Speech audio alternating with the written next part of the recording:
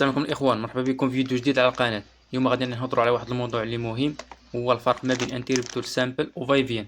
شنو الفرق ما بيناتهم وفين كنستعملوا كل واحد؟ تابعوا معايا. انتربتور سامبل، اول حاجه انتربتور سامبل هو انتربتور العادي اللي كيعرفوه الناس كاملين. كتكليكي عليه كيشعل الضوء، كتضغط عليه مره اخرى كيطفى. الاستعمال ديالو كنستعملو في الاماكن اللي فيها مدخل واحد، بحال بيت النعاس، الكوزينه ولا بيت الضياف. التركيب ديالو ساهل، فيه جوج ديال الاسلاك، واحد داخل وواحد خارج.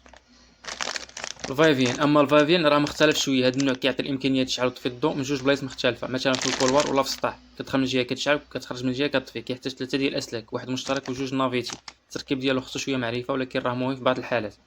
اذا الاخوان دابا عرفتوا الفرق ما بين انتربتور سامبل وفايفيان، كل واحد عنده الدور ديالو، كيخدم في ظروف مختلفه. اذا عجبكم الشرح ما تبخلوش عليا بلايك وسبسكرايب، وخليوني في الكومونتير شنو الموضوع اللي بغيتو نهضروا عليه في الفيديو الجاي. شكرا على المتابعه، ونتلاقاو في فيديو جديد ان شاء الله.